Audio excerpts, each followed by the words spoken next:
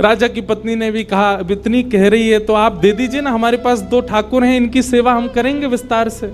और वैसे भी मदन मोहन जी की पूरी सेवा बचपन से उसने ही की है। तो राजा ने एक प्रस्ताव रखा। बोले अच्छा पुत्री एक काम करते हैं। बोले क्या? मैं तेरी आंख पे पट्टी बांधूंगा और आंख पे पट्टी बांध करके मदन मोहन जी जैसे 7 स्वरूप तेरे सामने खड़ा करूंगा, जिनमें से 6 स्वरूप जो होंगे वो मैं बनवाऊंगा और 1 स्वरूप वास्तविक मदन मोहन जी होंगे। आंख पे पट्टी बांध करके तुझे स्पर्श करके अगर तूने असली मदन मोहन जी को पहचान लिया तो मैं ये मान जाऊंगा कि तू नहीं, ठाकुर जी तेरे संग जाना चाहते हैं। ठाकुर जी की इच्छा पता चल जाएगी। तो राजकुमारी बोली ठीक है, आप ये प्रयोजन कीजिए। राजा ने महाराज कारीगरों को बुलवाया और मदन मोहन जी के डिट्टो कॉपी 6 स्वरूप बनवाए और 6 स्वरूप बनवा करके मदन मोहन जी सहित 7 स्वरूपों को खड़ा किया। पुत्री के आंख पर पट्टी बांध दी, एक जैसा इत्र, एक जैसी पोशाक, एक जैसा मुकुट, एक जैसा श्रृंगार, सब कुछ बिल्कुल एक जैसा। और कहा पुत्री अब तू इनमें से जो 7 में से पहचान लेगी, अगर असली तेने पहचान लिए तो मैं तेरे संग भेज दूंगा। उसने हाँ तो बोल दिया, लेकिन वो कांपने लगी, घबराने लगी। जैसे ही उसने नेत्रबंद किए तो कथा ऐसी है कि वो रात्रि में जब सोई, अगले दिन परीक्षण होना था, तो रात्रि में जब सोई तो बहुत रोई और ठाकुर जी से कहने लगी, नाथ मैं आपसे बहुत प्रेम करती हूं, मैं आपके बगैर नहीं रह सकती, पर मेरे पिताजी की बहुत जिद है। अब कहीं मैं आपको नहीं पहचान पाई, मेरे तो प्राण ही निकल जाएंगे, विदा होना तो बहुत दूर की बात है।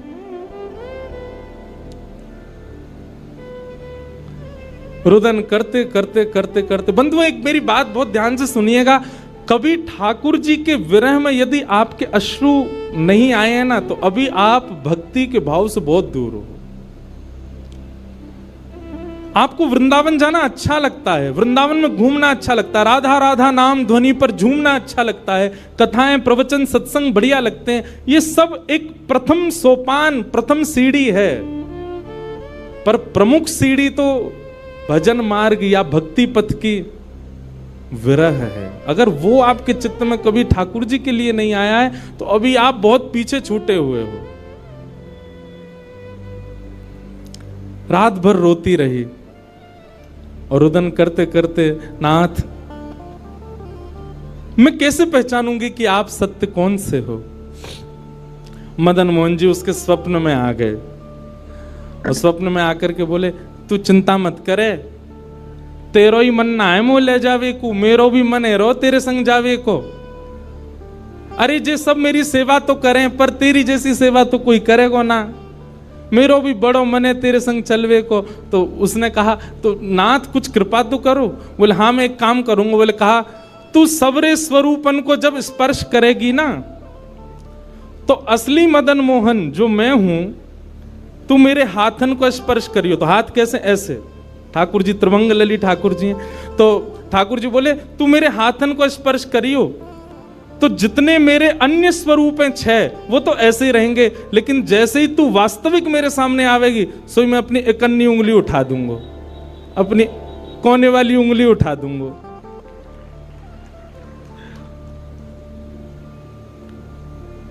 ठाकुर जी कितना प्रेम करते हैं अपने भक्त से।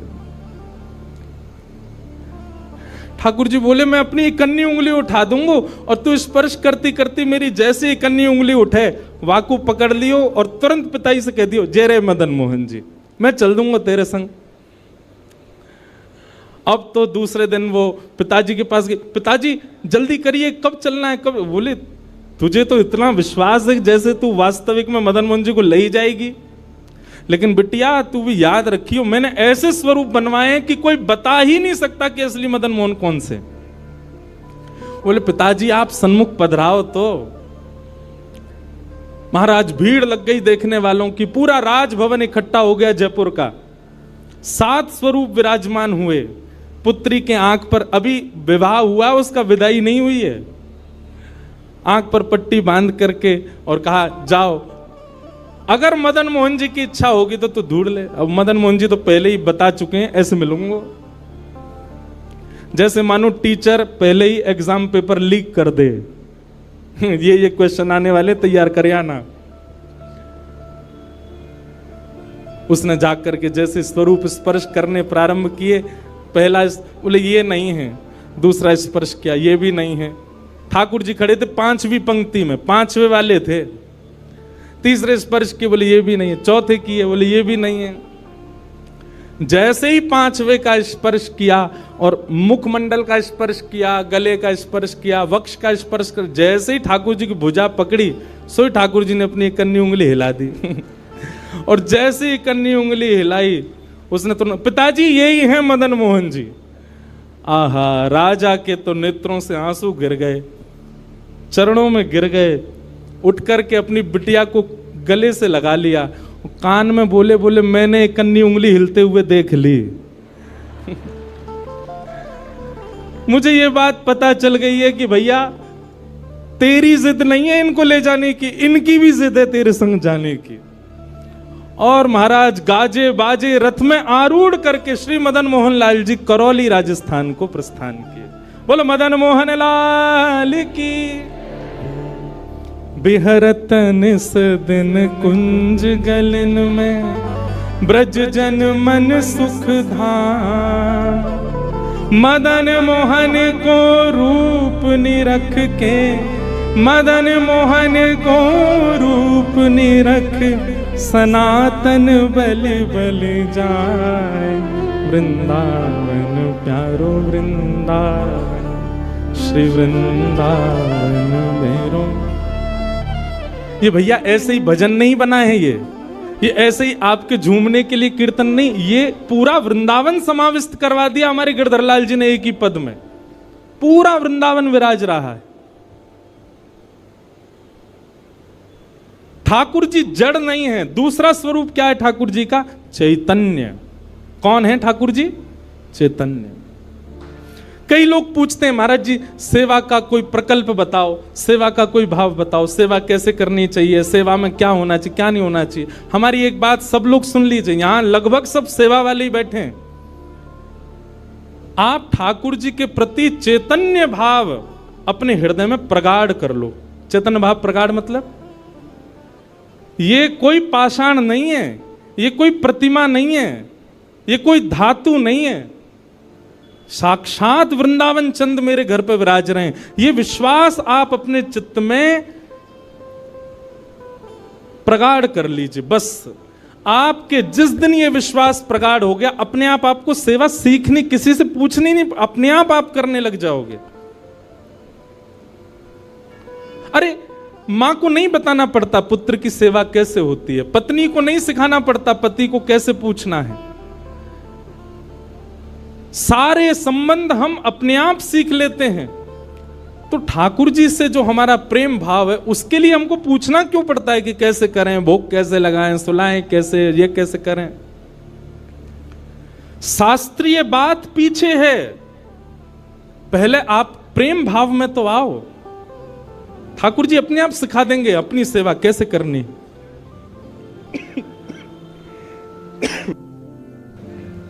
प्रेम भाव, उनके प्रति पाषाण की बुद्धि मत रखो, चैतन्य भाव रखो।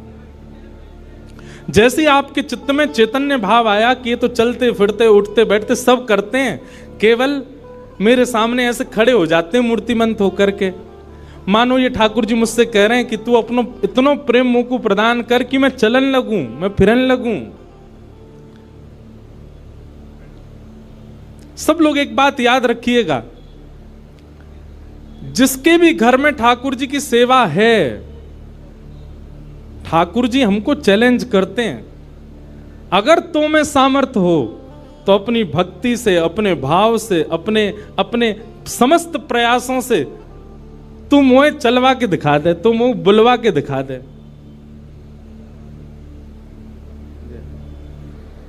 बोलो गंगा मैया की जय। वापस प्रस्थान कर जाओ। महाराज जी हरिद्वार को प्रस्थान कर रहे हैं, महाराज जी के श्री चरणों में बार। हाँ आऊंगा महाराज जी, मैं दिसंबर में आऊंगा जल्दी।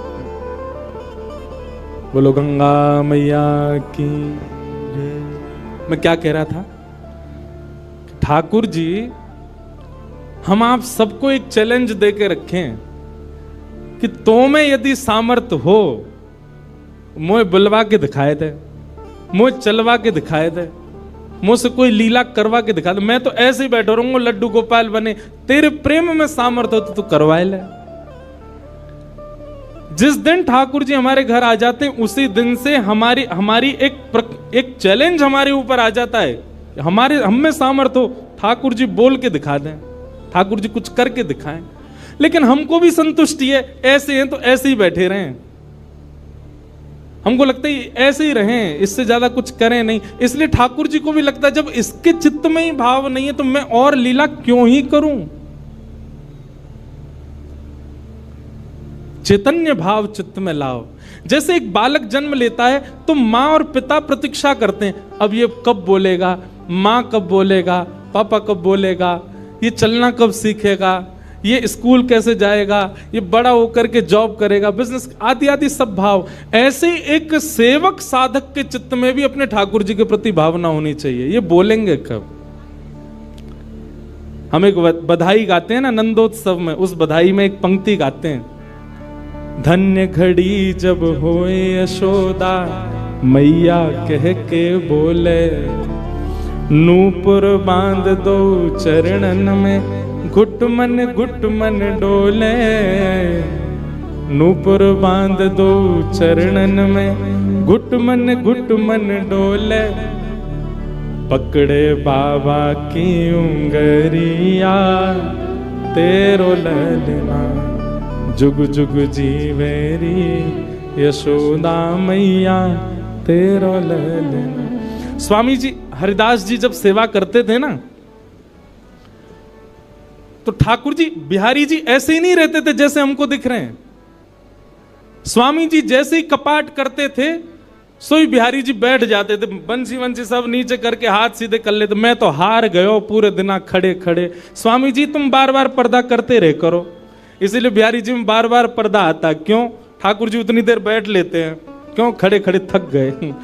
बहुत भाव है पर्दा के, पर एक भाव यह भी है। तो स्वामी जी को अनुभव होता है तो इसका मतलब क्या है? ठाकुर जी लीला करते हैं पर अब क्यों नहीं कर रहे?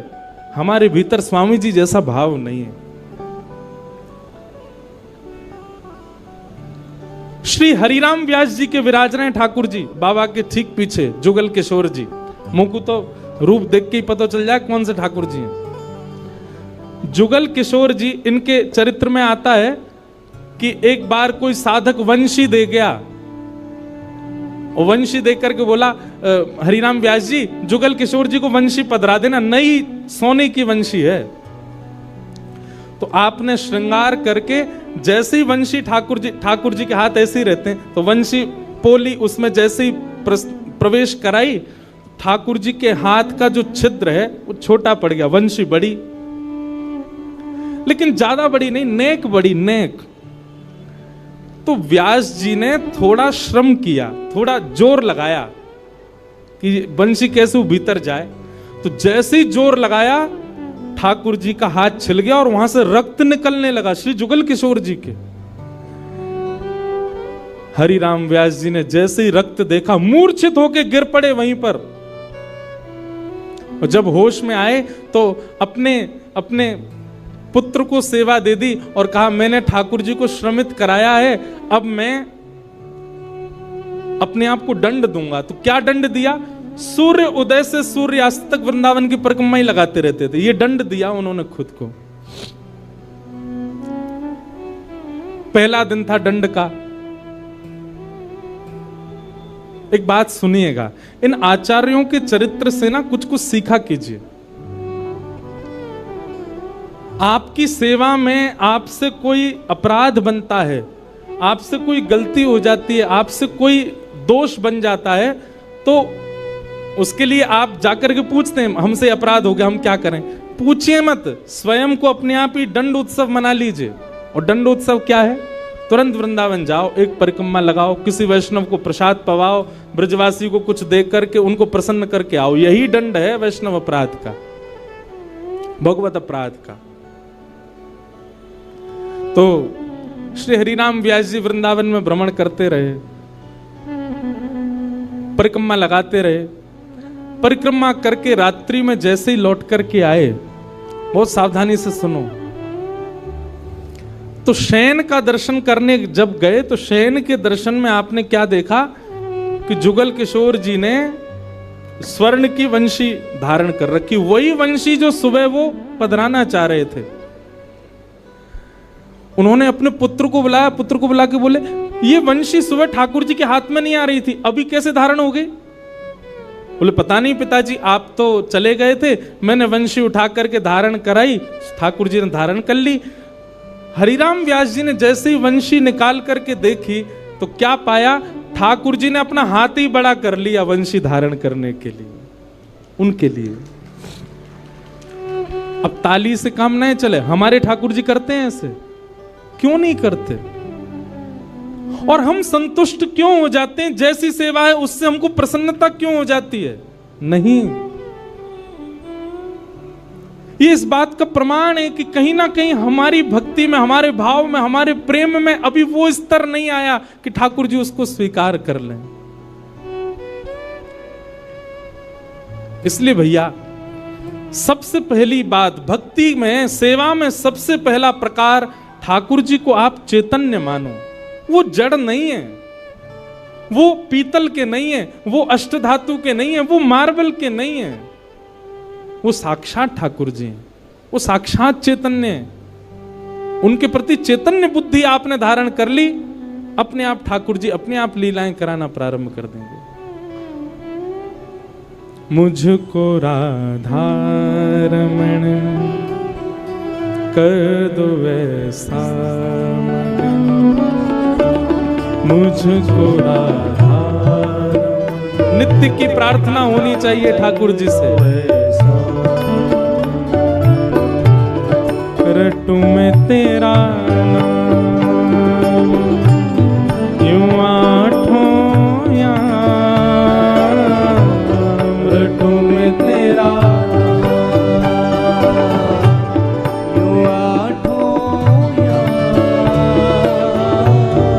रटू में तेरा नाम यूं आठों याम, रटू में तेरा नाम यूं आठों याम। सब लोग गाओ। मुझको राधा रमन कर दो वैसा मगन,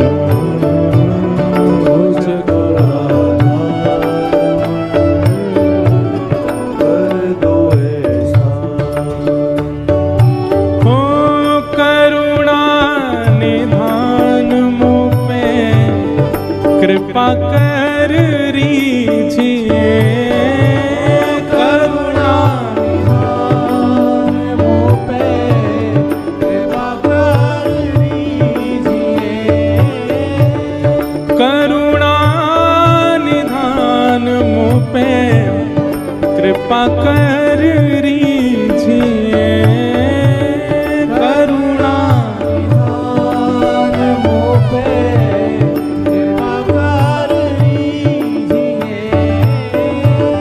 ब्रज में बसा के मोहे सेवा सुख दीजिए, ब्रज में बसा के मोहे सेवा सुख दीजिए, ओ ब्रज में बसा के मोहे सेवा सुख दीजिए, ब्रज में बसा के मोहे सेवा सुख दीजिए, और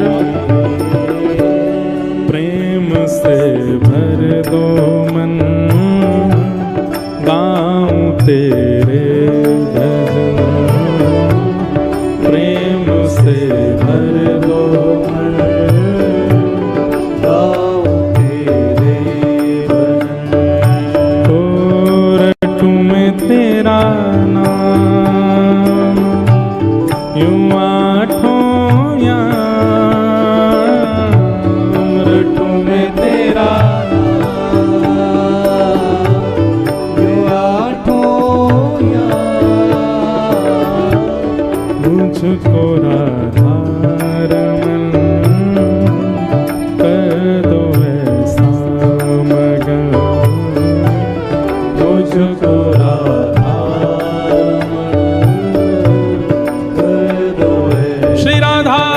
रमण लाल की। करताल बजा के गाओ।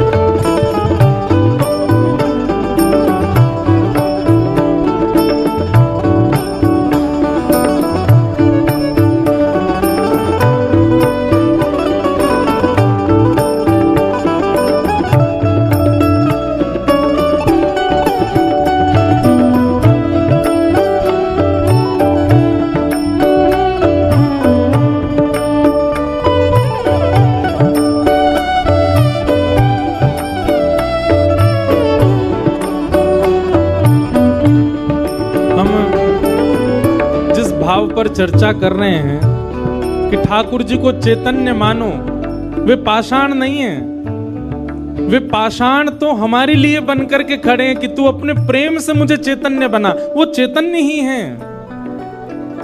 और उसी भाव की पूर्ति इस पद के दूसरे भाव में, दूसरे अंतरे में होती है। भाव से गाओ सब लोग। भाव भरे भूषणों से आपको सजाऊं मैं। भाव भरे भूषणों से आपको सजाऊं मैं। भाव भरे भूषणों से आपको सजाऊं मैं। भाव भरे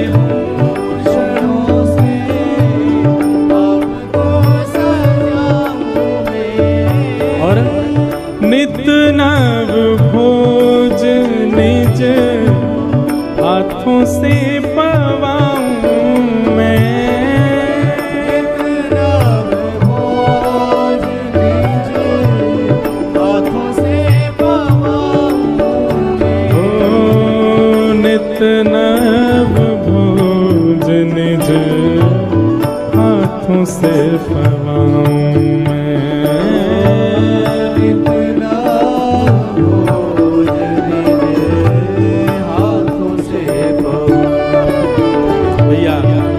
हम सबके लाल जी पूरे दिन खड़े रहे, और कोई के लड्डू गोपाल हैं तो पूरे दिन बैठे रहे, उनके पामन में दर्द ना हो तो ऐसी भावना हमारे चित्त में नहीं आती कभी। नित्य की सेवा में एक काम किया कीजिए, रोज रात्रि अपने ठाकुर जी के चरण जरूर दबाया कीजिए। सिंथेटिक नहीं पर असली वाला इत्र मंगाइए, थोड़ा महंगा आएगा, मंगवाओ ठाकुर जी की सेवा के लिए। और चरणों में इत्र लगा करके और फिर बड़े धीमे धीमे उंगलियों से। अच्छा, एक बात और है, हमारे पुष्टि मार्ग के आचार्य कहते हैं ठाकुर जी की सेवा में अंगूठा का प्रयोग नहीं होना चाहिए। क्यों? कहीं भी जोर लगाना होता है हम अंगूठा का ही प्रयोग करते हैं। ठाकुर जी की सेवा में अगर आप अंगूठा लगाते हो ठाकुर जी को पीड़ा होती होगी, लग जाती होगी, इसलिए उंगलियों से सेवा का ही निधान होना चाहिए। कहीं उठा करके भी रखें तो अंगूठा से ठाकुर जी को बड़े आराम से स्पर्श करना चाहिए। शास्त्र हमारे आचार्य तो ऐसा कहते हैं कि अगर आपने अंगूठा का प्रयोग किया भी है तो श्रृंगार के बाद ठाकुर जी का एक अलग से भोग लगाओ। किस बात का? श्रम भोग। ठाकुर जी आपको दर्द हो गया होगा, हमने अंगूठा से दबाया आपको, इसलिए मंदिरों में श्रम भोग आता है। बेचारो बहुत हमारो ठाकुर वृंदावन को बड़ो हल्को सो, नेक में हार जाए, नेक जोर से सर दबाए दो, हाथ दबाए दो, पांव दबाए, थक जाए इतने में तो श्रम भोग लाओ। नित्य रात्रि में ठाकुर जी को शयन से पहले चरणों में इत्र जरूर सेवा किया करो। श्रृंगार कोई कर जाए, भोग कोई बनावे, पर रात्रि शयन तो सेवक को स्वयं कराने चाहिए। दाबु तुमरे चरण करो जब तुम शयन, दाबु तुमरे चरण करो जब तुम शयन। ओ दाबु तुमरे चरण करो जब तुम शयन,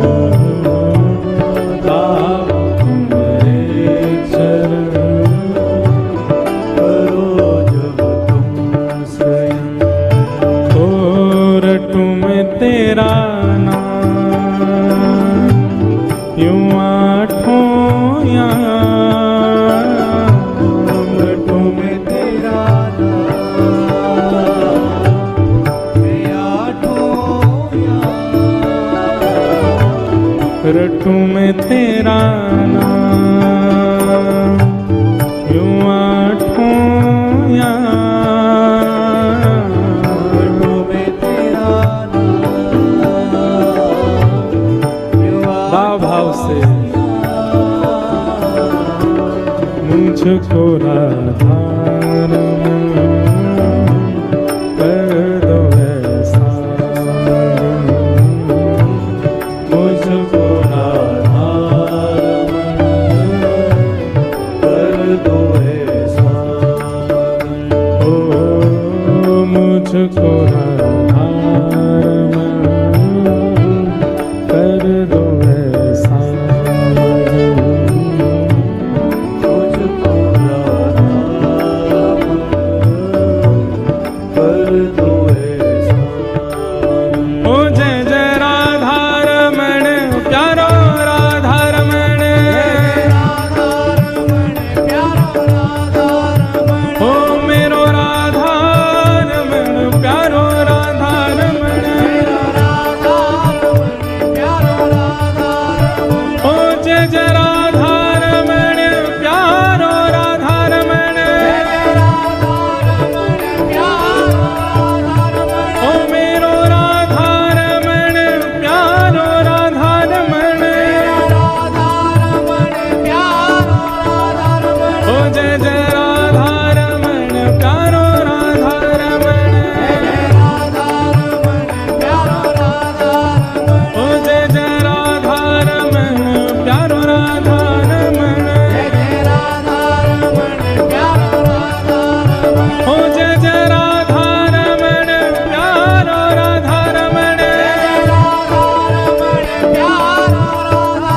ओ मेरो राधा रमण प्यारो राधा रमण, ओ जय जय राधा रमण प्यारो राधा रमण, ओ जय जय राधा रमण प्यारो राधा रमण, ओ जय जय राधा रमण प्यारो राधा रमण, ओ जय जय राधा रमण प्यारो राधा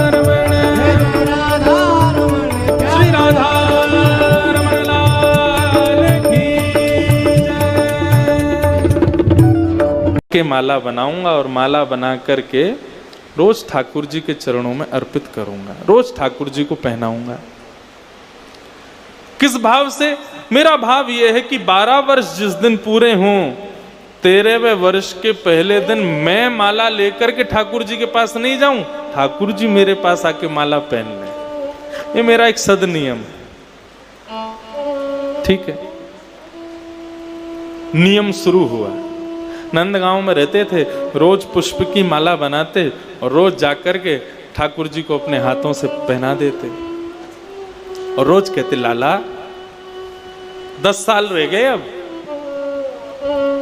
अब 9 साल रह गए, अब 8 साल रह गए, अब 5 साल रह गए, अरे अब तो 1 ही साल रह गया 12 वर्ष पूरे होने में, अब 5 महीने रह गए, 3 महीने, रोज ठाकुर जी को गिनवा के आते, अब इतने दिन रह गए, तुम मेरी कुटिया पे आओगे। 12वें वर्ष का अंतिम दिन था, बहुत तेज ज्वर चढ़ा था कृष्णदास को, बुखार, मूसलाधार बारिश सुबह सुबह हो रही थी।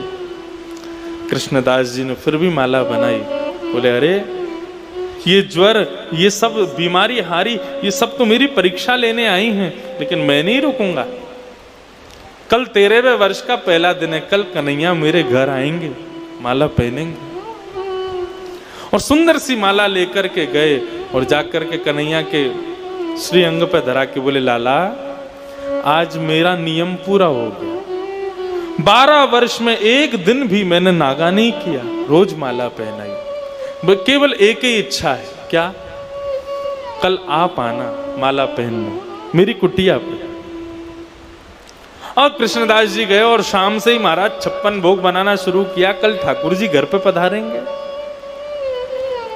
तू है सखी बड़ भाग बड़ी, नंदलाल तेरे घर आवत हैं। आप में से कितने लोगों के यहाँ पे ठाकुर जी की सेवा है? हाथ ऊपर करो। सबके घर है, तो सबके लिए हमारा ये पद आप लोगों के लिए है। और हमारे सोनू साईं, पुनीत साईं, हमारे बड़े साईं, संपूर्ण साईं परिकर को, जो अपने ठाकुर जी का श्रृंगार स्वयं करते हैं, जो अपने साईं की श्रृंगार स्वयं करते हैं, उनके लिए ये पद है। तू है सखी बड़ भाग बड़ी, गोपाल तेरे घर आवत हैं।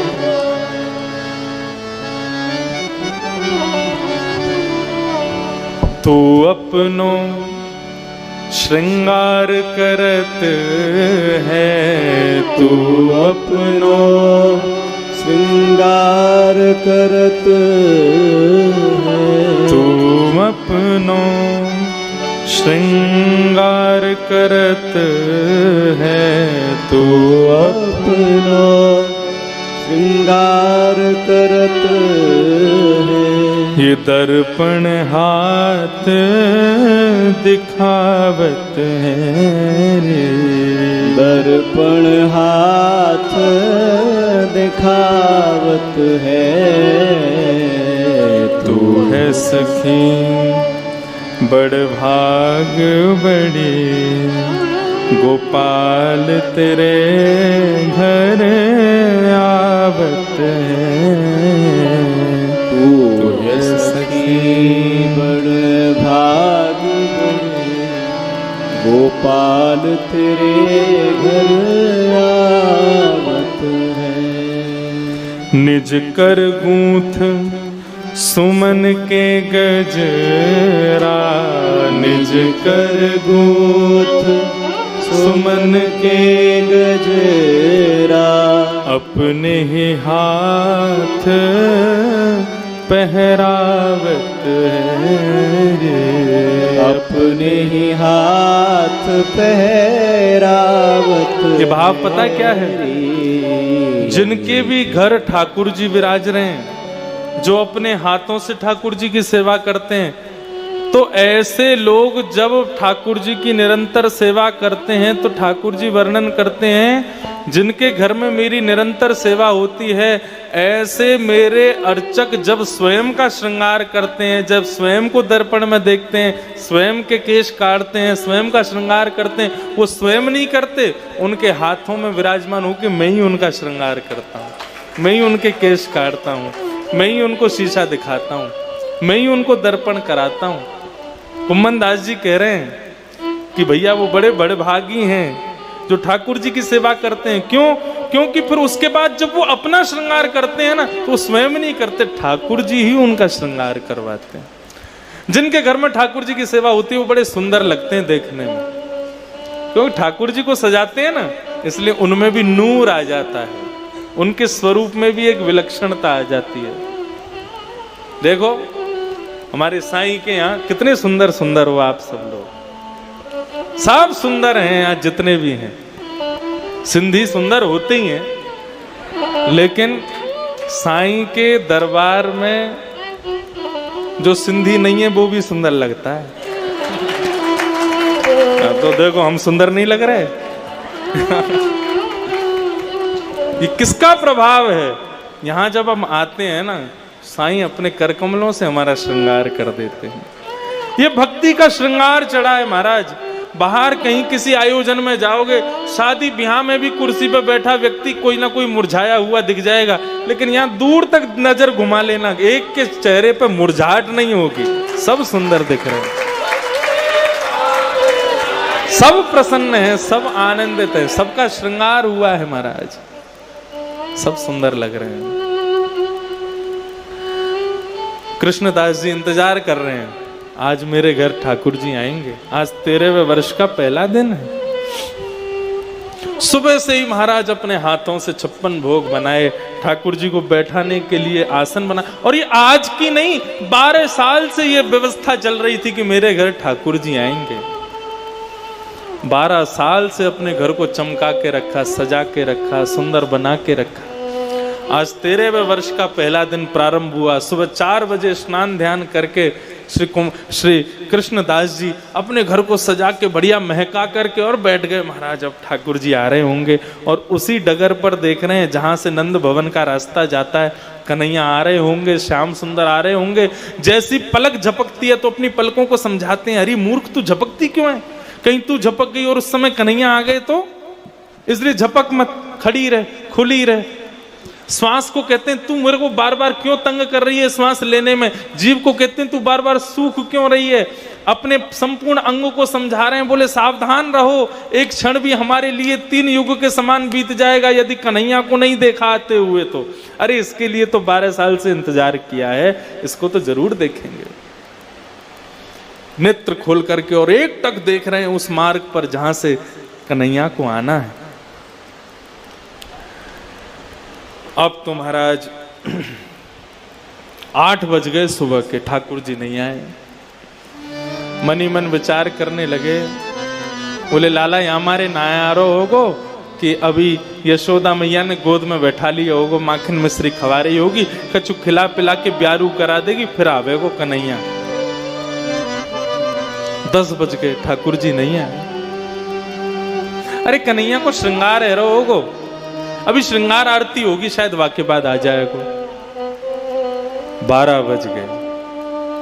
कृष्णदास जी मन में सोचने लगे, कन्हैया को भूख बहुत जल्दी लगे आवे ना, राज भोग करके आवे गो। 1 बज गया। अरे सवेरे से श्रृंगार चल रहे हो, आदि आदि सब लोग मिलवे गए होंगे, थक गए होगो कन्हैया, सो जाएगो, उत्थापन में आवेगो, 4 बजे आ जाएगो। बार बार अपने मन को समझा रहे हैं कृष्ण आएंगे, कृष्ण आएंगे। शाम के 5 बज गए, कन्हैया नहीं आए। मन को समझाने लगे, अरे तू चिंता मत करे, लाला है सके रात को प्रसाद पाके फिर आवेगो, सबसे निवृत्त है कि आवेगो। रात्रि के 9 बज गए, शयन का समय हो गया। बोले अरे लाला बड़ो चतुर है, पूरे नंद भवन को सुला के जब सब सो जाएंगे तब आवेगो। अपने मन को समझा रहे हैं। रात्रि के 11 बज गए, नहीं आए कन्हैया। अब मन भी कहने लगा, कृष्णदास कितना समझाएगा मुझको, तेरी भक्ति में कोई चूक रह गई, नहीं आए ठाकुर जी। अब मन को समझाने लगे, 10 मिनट और, 15 मिनट और, 5 मिनट और, 2 मिनट और, अरे रुक तो जा, आ रहे होंगे, नहीं आए। रात्रि के 1 बज गए। जब ठाकुर जी नहीं आए तो कृष्णदास जी के नेत्र छलक पड़े। नाथ, मेरी सेवा में कोई कमी रह गई? मैंने वर्षा का भी भान नहीं किया, जाड़ा है, गर्मी है, कभी किसी का विचार नहीं किया, समय से आया, रोज आपको माला पहनाई, आपसे कुछ मांगा नहीं प्रभु, केवल एक चीज मांगी कि मेरे यहाँ आकर के मेरे हाथ से माला पहन लो, एक क्षण पहन करके चले जाना, मुझे ये भी कोई उम्मीद नहीं कि आप बहुत देर बैठो। नहीं आए। उसी समय कृष्णदास जी ने अपने आंखों के आंसुओं को पोंछा और कहा, ये सब भक्ति वक्ति सब विडंबना है, सब फालतू है, कुछ नहीं होता। यदि होता तो आज ठाकुर जी आते। और उसी समय अपने सब बोरिया बिस्तर बांध लिया, जितनी सामान थे सब धर लिया, अपनी कुटिया को जिसको 12 साल से सजाया था सबको तहस नहस कर दिया, तो नहीं रहना अब मुझे यहाँ। और अपना सारा सामान बांध करके निकल पड़े। 56 भोग जो ठाकुर जी को पवाने के लिए बनाया था उसको भी एक डलिया में बांध लिया और निकल पड़े। नंद भवन से प्रणाम करके जाने लगे। बोले भगवान होंगे तुम दूसरों के लिए, मेरे लिए आज से तुम भगवान नहीं हो। मेरे लिए आज से तुम्हारे लिए कोई जगह नहीं हृदय में। ऐसा सुना करके, खड़ा खोटा बुरा भला बोल करके और जैसे ही नंदगांव से बाहर जाने लगे, तभी बगल के वन से गायों का भयंकर झुंड दौड़ता हुआ आ रहा था, और झुंड आकर के मार्ग को पार करके दूसरी तरफ जा रहा था। अब असंख्य गाय एक साथ मार्ग पार कर रही थी। कृष्णदास जी रुक गए, कहाँ जाऊं, इतनी सारी गैया कहां से आ गई भैया, इतनी गैया। देखने लगे कहां तक हैं गाय, रात्रि का समय तो देख रहे हैं, जहां तक दृष्टि पड़ रही है गाय गाय गाय। बोले इतनी गैया कहां से आ गई। खड़े खड़े 45 मिनट हो गए, गायों का झुंड अभी समाप्त नहीं हुआ। कृष्णदास जी एक पेड़ के नीचे बैठ गए, बोले अब कैसे जाऊं आगे, इन गायों ने आकर के जो है झुंड के झुंडों ने आकर के मेरा मार्ग रोक दिया। वहीं बैठ गए, बोले अब पता नहीं कब तक ये गैया जाएंगी, तब तक अपना नाश्ता भोजन कुछ कर लेता हूं। तो 56 भोग जो ठाकुर जी के लिए बनाया था उसको खोल करके जैसे ही बैठे, उन गायों के झुंड में से ऊंची धोती पहने हुए, बगलबंदी पहने हुए, सिर पर एक स्वाफा बांधे हुए और गैया हाँकने वाले एक डंडा को अपने कंधे पर लटकाए, दोनों हाथ उस पर ऐसे डाले, और नन्हा सा एक ग्वारिया बाबा की तरफ आया। कानों में 2 कुंडल पहने हैं, पूरे अंग पर गौरज और गौ गोवर छिटके पड़े हुए। बाबा, कृष्णदास जी ने उसको देखा, बहुत सुंदर बालक। हाँ भैया, अरे राम राम, कहाँ जा रहे हो। अरे भैया कहाँ जा रहा हूँ वो तो सब बाद में बताऊंगा, आजा लाला बैठ जा। ग्वारिया बैठ गया। बोले ये बताइए कौन की गैया हैं। बोले बाबा ये मेरे गौशाला की गैया हैं। और कितनी गैया हैं। बहुत हैं बाबा, 9 लाख गाय हैं। और 9 लाख, हमने तो कभी नंदगाम में 9 लाख गाय देखी नहीं। बोले बाबा तुम नंदगाम में, हमने कभी ना देखे। कहाँ रहे हो। बाबा बोले मेरा तो एक ही नियम था, एक ही बार घर से निकलता था, नंद भवन जाके माला पहना था, उसके अलावा नंदगांव में रहा नहीं, इसलिए देखा नहीं। अच्छा बाबा, अब कहाँ जा रहे हो रात में। बोले अब तो को कहा बताएं, 12 साल से या कन्हैया को अपने हाथन से बनाई माला पहना रहे, और एक ही इच्छा थी 13 साल में पहले दिन में हमारे घर आके माला पहन लियो। लेकिन ये तो कपटी है ना, माखन चोर है। जो गोपियन को ना भयो मेरो कांते है जाएगो। ये तो केवल विरह देना जानता है, प्रेम तो इसके हृदय में ही नहीं, पत्थर हृदय है इसका नंद नंदन का। जो मैं ऐसा जानती प्रीत किए दुख होए, नगर ढंडोरा पीटती प्रीत ना करियो कोई। भैया तो को भी बता दूं, यदि तू या नंद के लाला को भगत है या कुछ छोड़ दे, कोई काम को ना है, केवल या कि हाजी हजूरी करो, यही में या कुछ सुख है, ये कभी पलट के दर्शन ना दे। अच्छा बाबा इतनी बुराई मत करो, ये तो बताओ अब कहाँ जा रहे हो। बोले अब कहीं जामेंगे, कहीं और जाके रहेंगे, यहां से चले जाएंगे, बरसानो जाएंगे, राधा रानी की शरण में रहेंगे, उनके चरण में रहेंगे। बोले अच्छा, ले तू भी कछु खा ले, ये 56 भोग बनाए वाके काजे, तू भी खा ले। बाबा मेरे हाथ तो मैले है रहे, गोबर लग रहा, आप अपने हाथन से कवाए दो। कृष्णदास स्वयं खामे और अपने हाथ से उस ग्वारिया को खिला दें, स्वयं खामे फिर उसको खिला दें, स्वयं खामे फिर उसको खिलाएं। और खिलाते हुए कृष्णदास जी ने जैसे ही उस ग्वारिया की ओर देखा तो उस ग्वारिया बालक के नेत्रों से अश्रुधार बह रही थी, मुख से सेवन कर रहा था। लाला तू रो क्यों रोए। बोले बाबा मैं हमारे रो रहे हूं कि तुमने आज मुझको माला नहीं पहनाई। जैसे ही ये शब्द सुने, तुमने मुझको आज माला नहीं पहनाई। कृष्णदास बोले कौन हो तुम। जैसे ही कहा कौन हो तुम, इतने में श्याम सुंदर खड़े हुए, पीत वस्त्र धारण कर लिए, मोर मुकुट प्रकट हो गया, हाथ में वंशी लिए, नंद नंदन सामने खड़े हो गए, प्रकट हो गए। बाबा ऐसी मधुर छवि प्रकट हुई ठाकुर जी की, उसको देख करके कृष्णदास जी प्रसन्न हो गए। बाबा आ जाओ, मैंने अपना वचन निभायो, आपने की 13वें वर्ष के पहले दिन आके मिलना है, मैं आगे हूं मिलने के काज। अब लाओ माला मेरे गले में पहना दो। कृष्णदास जी के नेत्र लाल पड़ गए और चेहरा लाल तिमतिमाने लगा। बोले अब तो बिल्कुल नहीं पहनाऊंगा। क्यों? मैं प्रकट है तो गया। बोले तुमने मेरे बुलाने से तुम प्रकट नहीं हुए हो। क्यों प्रकट हुए हो? बोले मैं जानता हूं तुम क्यों प्रकट हुए हो। बोले बताओ क्यों प्रकट हुआ। बोले क्योंकि मैं तुमको छोड़ के किशोरी जी के पास जा रहा हूं इसलिए प्रकट हुए हो। आज अभी इसी वक्त अपना नाम बदलता हूं, आज से कृष्णदास नहीं, आज से राधा दास। और सुनो, तुम्हारी गरज पड़े ना तो आके बरसाना में माला पहनना। अब तो मैं किशोरी जी के पास ही रहूंगा। आप तो ठाकुर जी उनको पकड़े और कृष्णदास जी हाथ छुड़ा के दौड़ करके सीधे बरसाना गए और मन में विचार करने लगे, जिन किशोरी जी के यहाँ जाने का मन बनाने मात्र से श्याम सुंदर प्रकट हो गए, उन किशोरी जी की शरण में रहूंगा तो ये तो नित्य चाकरी करवे आवेगो, वहां पे नित्य दर्शन करावेगो।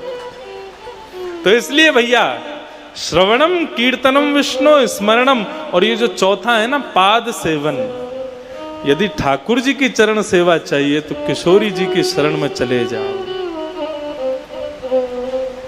किशोरी जी की शरण ग्रहण कर लो। मैं गाता हूं अपनी कथा में, मोहे तो भरोसो है तेरो री किशोरी राधे, मोहे तो भरोसो है तेरो री किशोरी राधे, मोहे तो भरोसो है तेरो री किशोरी राधे, मोहे तो भरोसो है तेरो री किशोरी राधे, मोहे तो भरोसो है तेरो री किशोरी राधे, मोहे तो भरोसो है तेरो री किशोरी राधे, मोहे तो भरोसो है तेरो री किशोरी राधे, मोहे तो भरोसो है तेरो री किशोरी राधे, मोहे तो भरोसो है तेरो री। कुछ नहीं चाहिए हमें आपसे, केवल एक चीज चाहिए, भुक्ति मुक्ति नामागत केवल, भुक्ति मुक्ति नामागत केवल, भुक्ति मुक्ति नामागत केवल, भुक्ति मुक्ति नामागत केवल, अपनो जान निहारो किशोरी राधे, अपनो जान केवल अपना जान के मेरे ऊपर दृष्टि कर लो प्रभु, केवल अपना मुझे बना करके मेरे को देख लो, बस मुझे यही चाहिए और कुछ नहीं चाहिए। अपनो जान निहारो किशोरी राधे, अपनो जान निहारो किशोरी राधे, मोहे तो भरोसो है तेरो री किशोरी राधे, मोहे तो भरोसो है तेरो री किशोरी राधे, मोहे तो भरोसो है तेरो री किशोरी राधे मोहे तो भरोसो है तेरो रे किशोरी राधे तुम कृपालु सरकार हमारी राधे तुम कृपालु सरकार हमारी राधे तुम कृपालु सरकार हमारी राधे तुम कृपालु सरकार हमारी राधे प्यार करो या मारो किशोरी राधे प्यार करो या मारो किशोरी राधे प्यार करो या मारो किशोरी राधे प्यार करो या मारो किशोरी राधे मोहे तो भरोसो है तेरो री किशोरी मोहे तो भरोसो है तेरो रे किशोरी तेरो री किशोरी तेरो रे किशोरी तेरो री किशोरी राधे। ठाकुर जी की यदि चरण सेवा करनी है तो किशोरी जी शरण में चले जाओ। बंधुओं, किशोरी कौन है? श्री राधा रानी कौन है? लोग इनकी वास्तविकता को आज तक नहीं जानते। वृंदावन में रहते हुए भी लोग वृंदावन आकर के राधे राधे जपते जरूर हैं, बरसाना जाते हैं, किशोरी जी को वंदन करते जरूर, लेकिन किशोरी कौन है ये कोई नहीं जानता। कौन है किशोरी जी? सुनो, भगवान श्री कृष्ण ने, नारायण ने मोहिनी अवतार धारण किया। सबने सुनिए मोहिनी अवतार कब धारण किया था? समुद्र मंथन के समय। क्यों धारण किया था? दैत्यों को मोहने के लिए, क्योंकि दैत्य जो है वो रूप पर कामिका कामिनी मयम वाली बात है। तो दैत्य जो स्वर्ग पर उस पर अमृत पर मोहित हो रहे थे, उनको अपनी तरफ मोहित करने के लिए भगवान मोहिनी बन के आए। लेकिन उस मोहिनी रूप पर केवल दैत्य मोहित हुए ऐसा नहीं, देवता भी मोहित हो गए। शंकर भगवान, चंद्रमा, वायु, पवन देव, वरुण, इंद्र सब मोहित हो गए उन पर। सबको ऐसा लगने लगा हम इनसे ब्याह कर लें, इतनी सुंदर बन के ठाकुर जी आए। एक देव मोहित नहीं हुआ, सूर्य।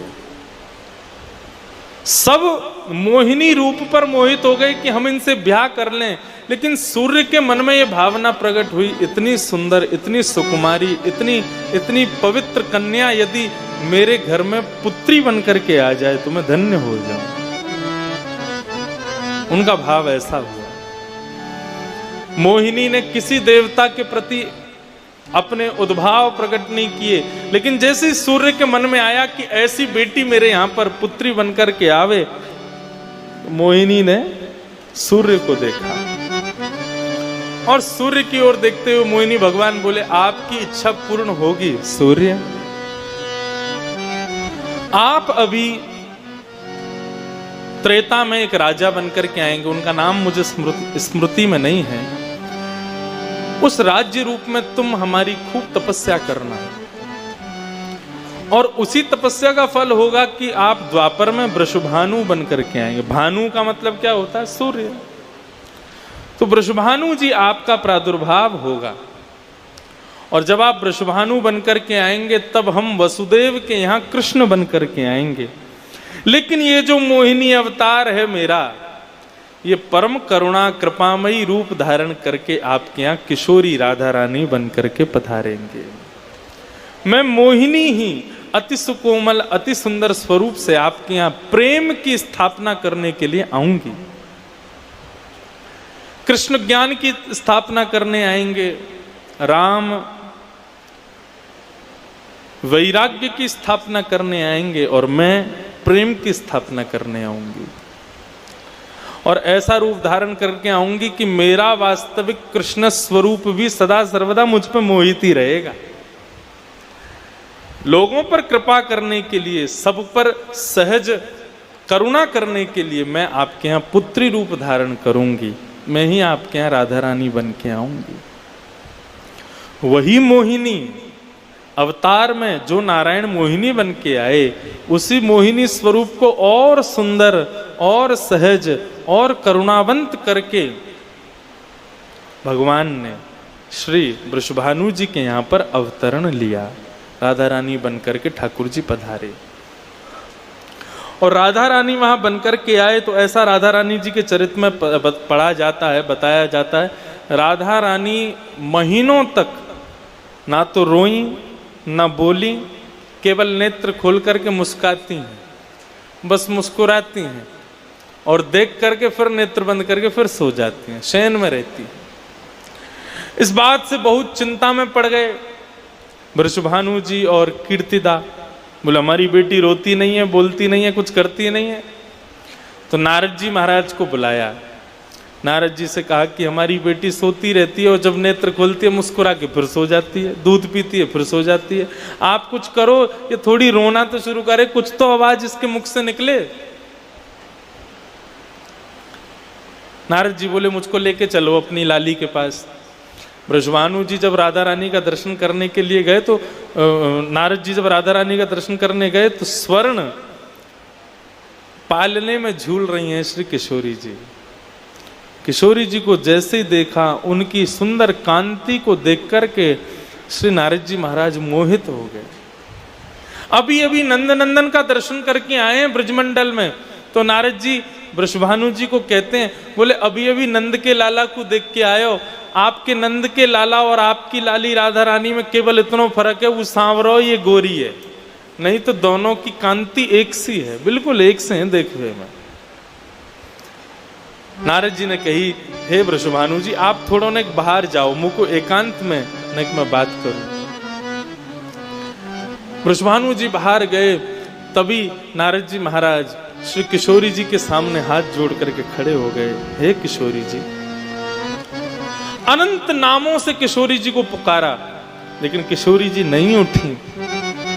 लेकिन जैसे ही नारद जी ने कहा, ध्यान से सुनना, हे कृष्ण मनोहारिणी, जैसे ही कहा कृष्ण मनोहारिणी, कृष्ण मनोहारिणी शब्द सुनते ही किशोरी जी के नेत्र खुल गए। स्वर्ण जटित उस पालने में किशोरी जी उठ के बैठ गई, करताल बजाने लगी, ताली बजाने लगी, खिलखिल करके हंसने लगी। अब तो कृष्ण मनोहारिणी, कृष्ण मनोहारिणी, हे कृष्ण मनोहारिणी, इसी भाव को कहते हुए नारद जी महाराज नृत्य करने लगे और श्री राधा रानी करताल बजाने लगी, किलकिल करके हंसने लगी।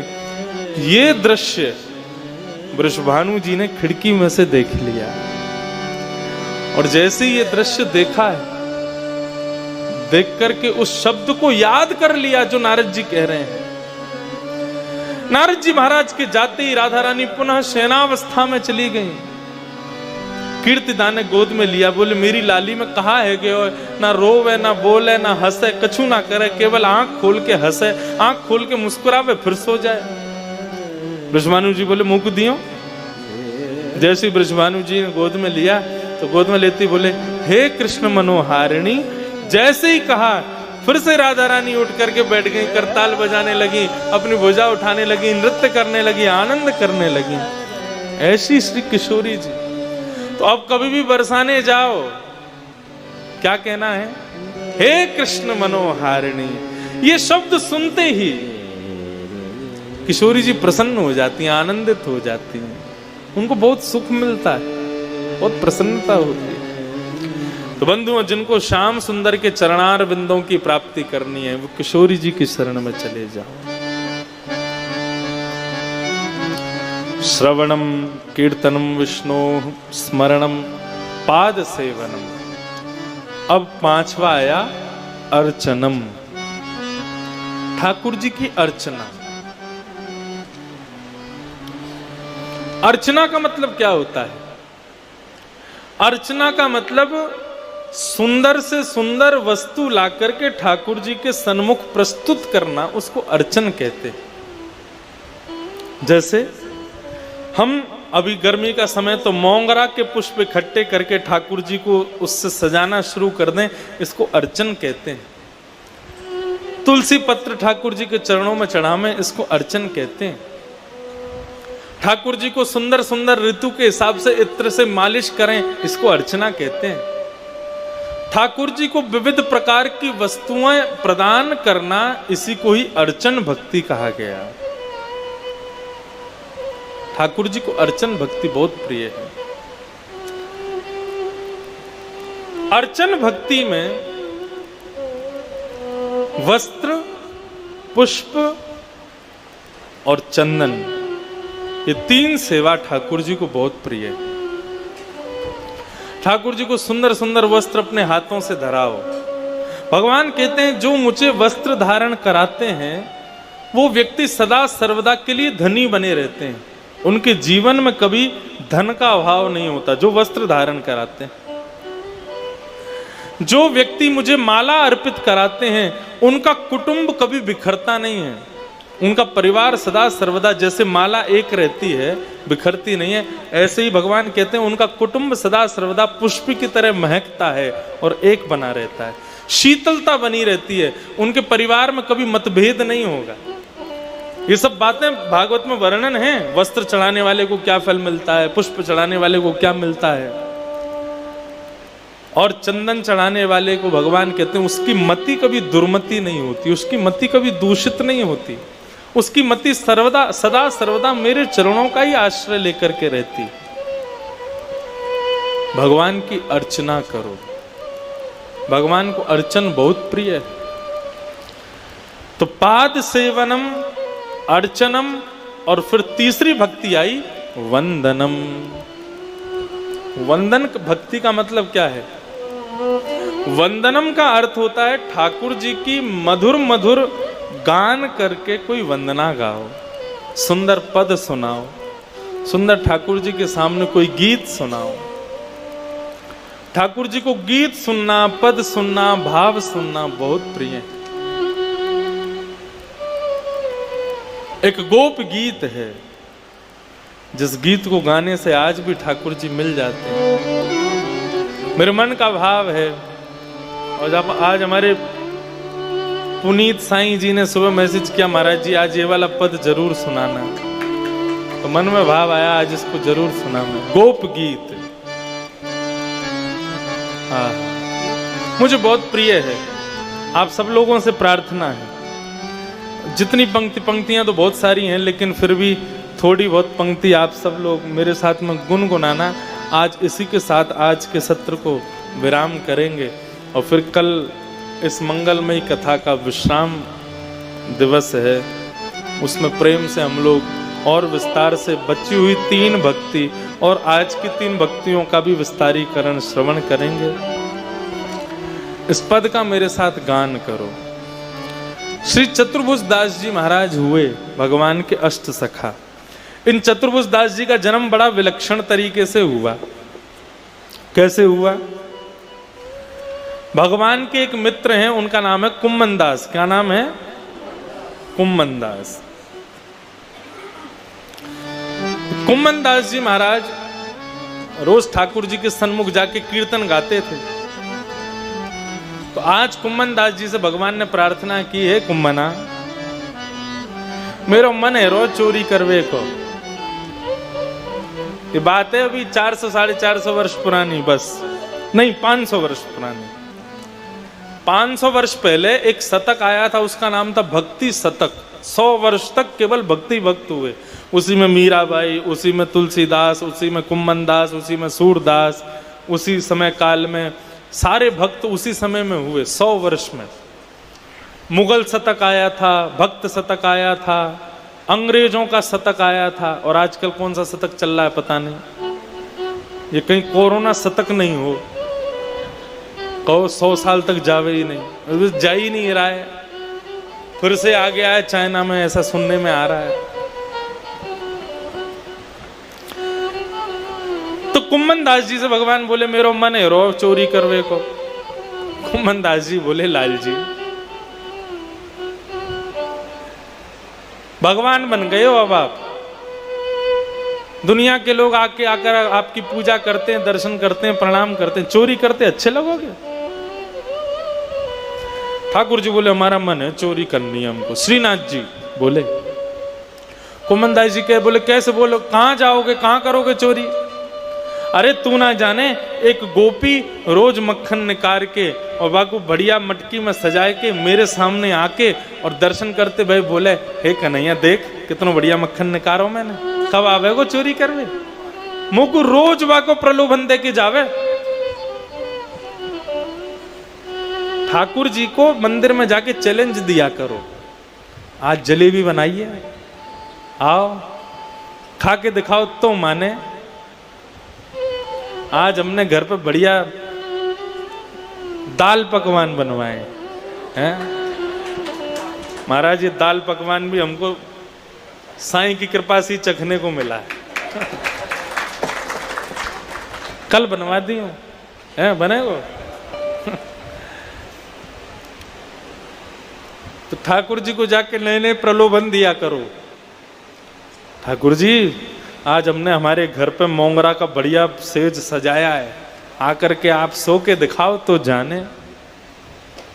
ऐसे करके ठाकुर जी को रोज प्रलोभन दो, क्या पता किसी प्रलोभन से रीझ के आ जाएंगे तो आ गए तो एक गोपी रोज जाती और जाके मक्खन भरी हुई मटकी दिखाती, देख कितना बढ़िया मक्खन निकालो, मेरे बालक खा जाएंगे, तू आके खा ले, तू आके भोग लगा ले, आके चोरी कर ले, तो को पकड़ूंगी भी नहीं।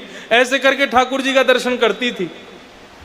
कुम्मन दास जी से ठाकुर जी बोले रोज आके मोकू जो है का चैलेंज करके जावे, तुम आके चोरी करके दिखाओ, रोज आकर के मोकू प्रलोभन दे के जावे, मोकू आज चोरी करनी है। कुम्मन दास जी बोले तुम्हारी लीला अपरंपार, कैसे करोगे चोरी? बोले रात में जब मंदिर बंद है जाएगा, शयन है जाएगा ना, मेरे कक्ष में एक खिड़की है, वहाँ खिड़की के पीछे तुम आके खड़े है जाइए, वहाँ खिड़की से उतर के तुम्हारी कंधा पे बैठ के चलेंगे हम चोरी करवे। कुम्मन दास जी बोले ठीक है। अब कुम्मन दास जी आए, ठाकुर जी खिड़की में होकर के नीचे उतरे, कुम्मन दास जी के कंधे पर दोनों पाम लटका के बैठ गए, सिर पकड़ के, और कुम्मन दास जी के ऊपर बैठ करके चोरी करने जा रहे। अपने आप ही मार्ग बता रहे हैं, यहाँ ते यूँ मुड़ला, यहाँ ते आगे ते यूँ घूम जा, यहाँ ते आगे ते। बोले तुम्हें सब पता है, मंदिर में बैठे बैठे सब नजर रहे, कहाँ कौन कहाँ रे? बोले अपनी काम की चीज सबन ने पतो रे, तू चल। कुम्मन दास जी बोले बड़ो बूढ़ो आदमी कैसे चोरी करेंगे? बोले कछु मत करियो, बस फुर्ती रखियो, फुर्ती, बस चोरी में फुर्ती चाहिए और कछु मत करियो। अब तो महाराज जैसी चोरी करवे गए, तो पहले घरों में छत नहीं होती थी, खपरेल के घर होते थे, और तीनों तरफ खपरेल और बीच में आंगन जरूर होता था। आजकल तो बंदरों के प्रकोप से ये जाली लग गई है, नहीं तो पहले आंगन खुले ही होते थे। वर्षा होती थी तो खूब जल भर जाता था, उसमें बच्चे रिपट रिपट के नहाते थे। नहाए हो साईं कभी? है यहाँ रिपट रिपट के।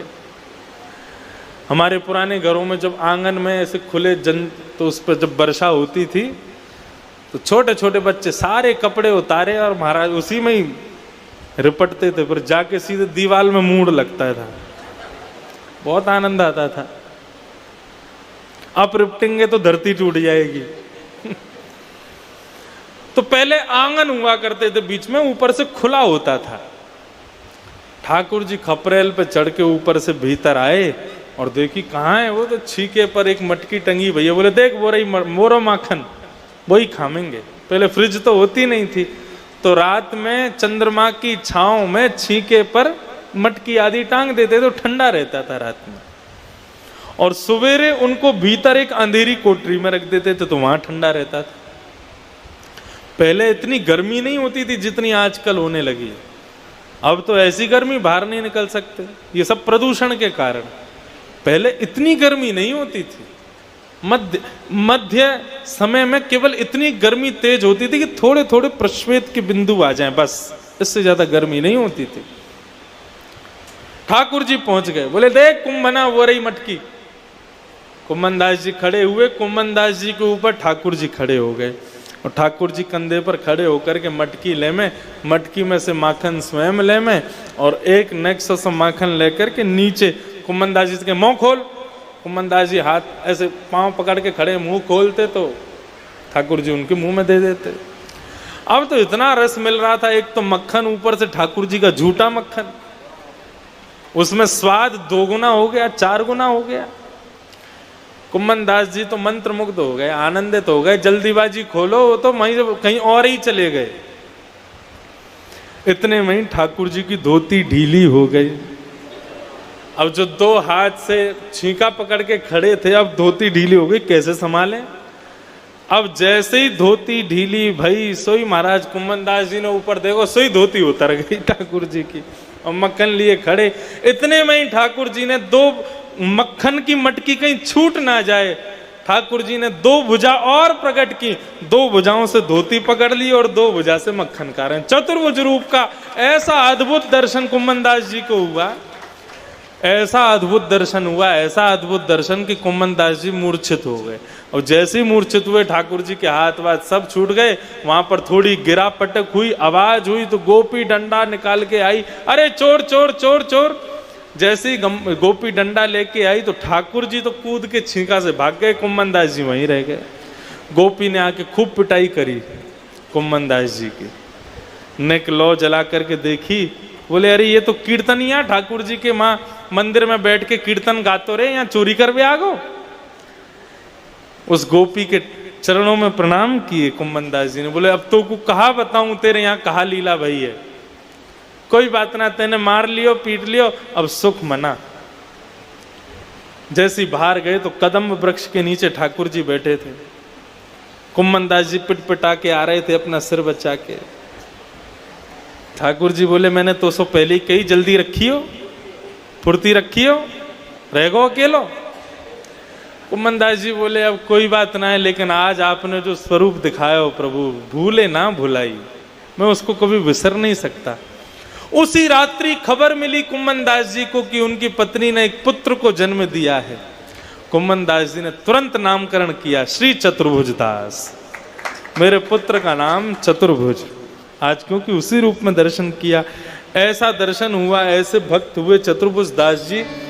जब अपनी उम्र में आए तो ठाकुर जी का एक दिन ऐसा विरह हुआ, गिरी कंदरा में बैठ कर के उन्होंने एक पद गाया और उस पद को गाते हुए ठाकुर जी को पुकार रहे हैं, हे श्याम सुंदर चले आओ।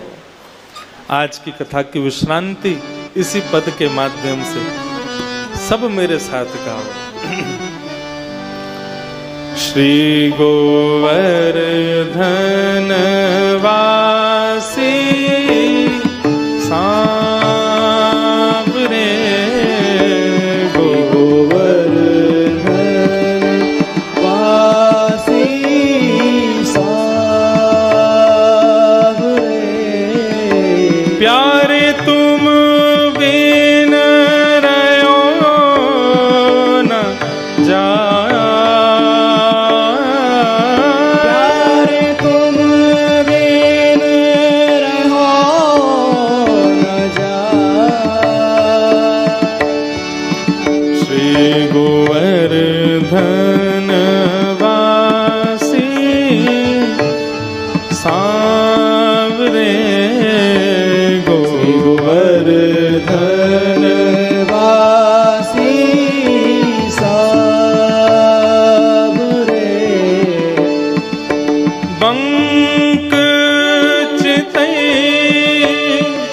मुस्काई के सुंदर बदन दिखाए। ओ बंक चितई मुस्काई के सुंदर बदन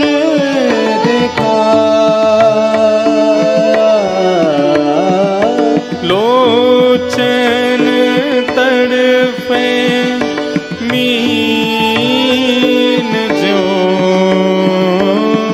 जुग भरी धरी बिहाए। गोवर्धन वासी सावरे गोवर्धन वासी। हे श्याम सुंदर, भूमन दास जी कह रहे हैं, कन्हैया बंक चितय मुस्काए के सुंदर वदन दिखाए। हे कन्हैया, जब तुम गिरी कंदरा में घूमते घूमते बंक कहते हैं बांकी यानी कि टेढ़ी, जो आपकी टेढ़ी मुस्कान है। टेढ़ी मुस्कान कैसी होती है? एक तो होती है दोनों हमारे होठ ऊपर चले जाएं, ये होती पूरी मुस्कान। और एक होती है केवल एक तरफ का ही ऊपर जावे, उसको कहते हैं टेढ़ी मुस्कान।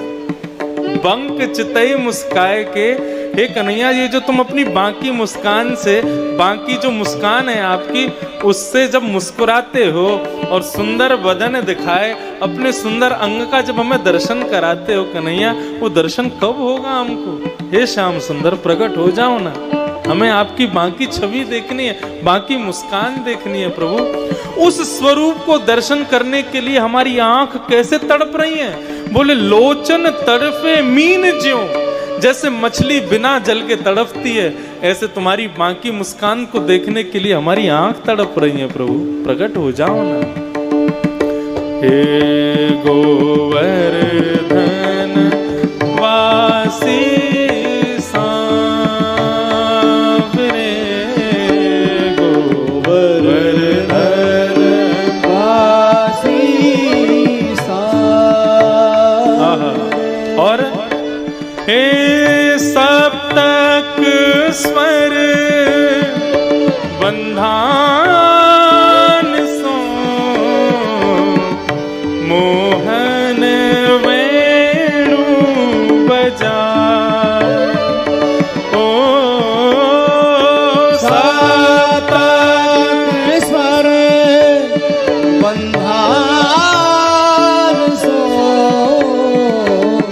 मोहन वेणु बजाए।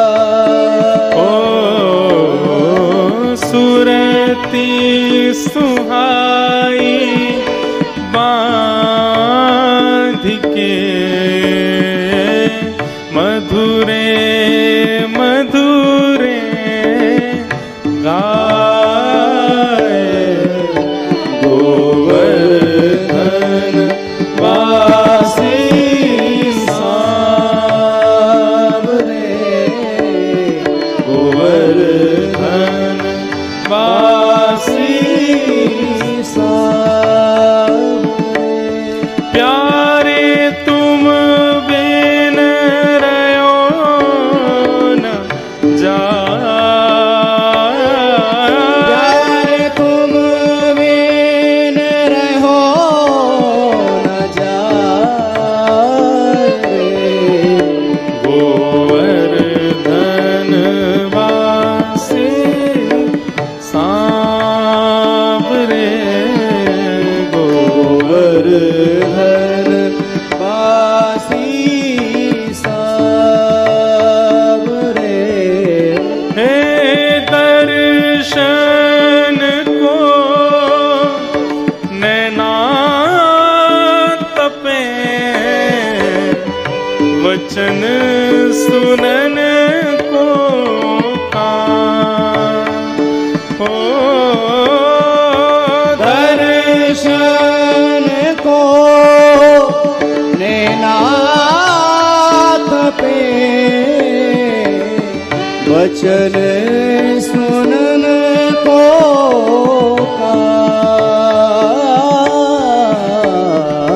मिलवे को हियरा तपे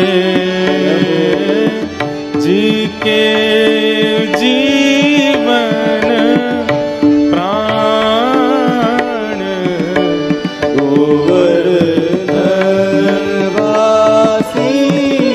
सावरे गोवर्धनवासी सावरे प्यारे तुम बिन रहो न जाए प्यारे तुम बिन रहो न जाए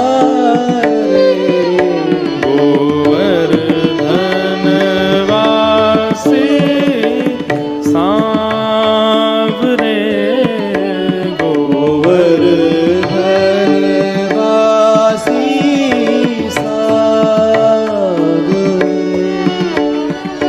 मन अभिलाषा यह रहे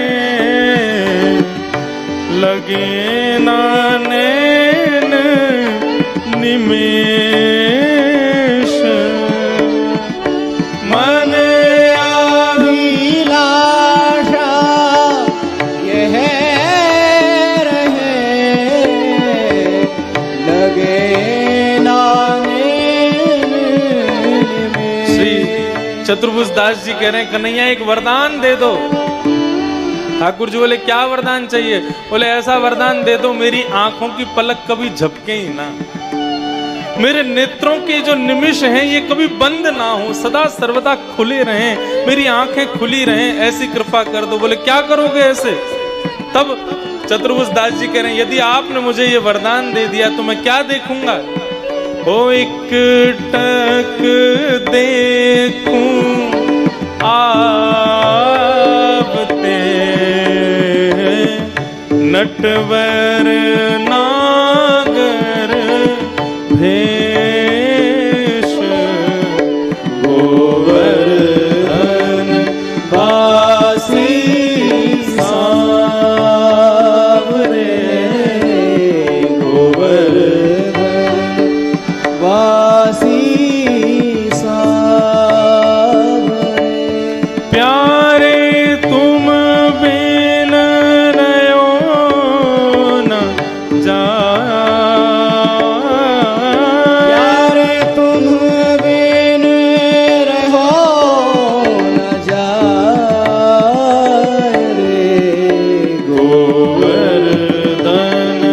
गोवर्धनवासी सांवरे गोवर्धनवासी सावरे हे मन मथ कोटिक वारिने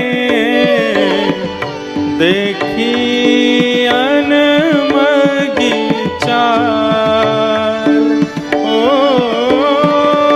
मन मत कोटिक वारिने देखी डगमग चाल जुवती जन मन वंदना अम्बुज नयन विशाल गोवर्धनवासी सावरे गोवर्धनवासी हे कन्हैया, सावरे जब आप चलते हो ना तो आपकी वो डगमगी चाल जो है ठाकुर जी सीधे तो चले ही ना है, एक चरण यहाँ धरेंगे दूसरा चरण वहां, और वहां में भी टेढ़ी लचक लचक के चलते हैं। बोले जब आप चलते हैं कन्हैया तो आप पर कोटिक वारणे मनमत कोटिक वारणे, बार करोड़ों बार आपकी बलैयां लेने का मन करता है, कोई की नजर नहीं लग जाए, इतने प्यारे लग रहे हो। लेकिन कन्हैया तुम्हारी जो वो डगमगी चाल है ना, वो फंदे के समान है। किनका फंदा? बोले गोपी जनों के गले में वो डगमगी चाल ने फंदा बांध रखा है, वो अपने पीछे पीछे इनको लेकर के चलती है। गोपी जनमन फंदना अंबुज नयन विशाल। ठाकुर जी बोले फंदा लगवे से तो व्यक्ति की मृत्यु हो जाए, मेरी डगमगी चाल को फंदा लग गए और गोपिन के तो मरी क्यों नहीं? बोले आपके जो ये सुंदर सुंदर विशाल नेत्र है ना, ये नेत्र उनको मरने नहीं देते। अंबुज नयन विशाल, हे कन्हैया तुम्हारे रूप पे वारी जाऊं। चाल टेढ़ी सी चले वापे मोती लटकन, डोले ब्रज कुंजों में झूम के राधा रमन। ऐसी मधुर चाल आपकी प्रभु। आहा बहुत सुंदर। अगला भाव, मेरा मन बस चले मैं 2-4 दिन और 7 दिन पूरे साईं के उत्सव में यही गाता रहूं। हे कुंज भवन क्रीड़ा करो, सुख निधि मदन गोपाल। कुंज भवन क्रीड़ा करो, सुख निधि मदन गोपाल। वृंदावन के कुंज निकुंजों में क्रीड़ा करो हे कन्हैया, सुख से क्रीड़ा करो। क्यों? उस कुंज निकुंज में हम विधाता से प्रार्थना कर देंगे कि हे विधाता, जिस कुंज में ठाकुर जी कृपा करते हैं, लीला करते हैं, उस कुंज का हमको एक पुष्प बना देना। क्यों? बोले कि हम वृंदावन मालती तुम भोगी भ्रमर भूपाल, गोवर्धन वासी सावरे, गोवर्धन वासी सावरे। जैसे कन्हैया एक भंवर आकर के पुष्प पर बैठ जाता है और उसके संपूर्ण रस को चूस लेता है, उसको चख लेता है, उसको अपने में भर लेता है, ऐसे ही कन्हैया हमारे भीतर जितना भक्ति रस भरा है, हम इससे कुछ नहीं चाहते। हमें इंद्र की पदवी नहीं चाहिए, हमें स्वर्ग नहीं चाहिए। स्वर्ग अपवर्ग लेकर करेंगे कहा, जान लो हमें हम वृंदावन वासी हैं, हमको नहीं चाहिए कुछ भी।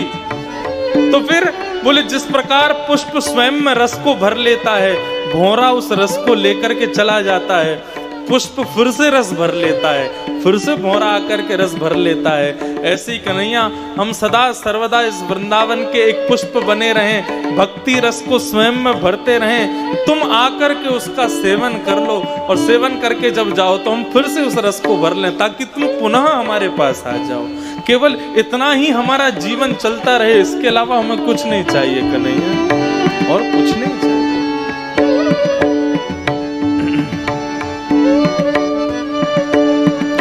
युग युग अविचल राखिए,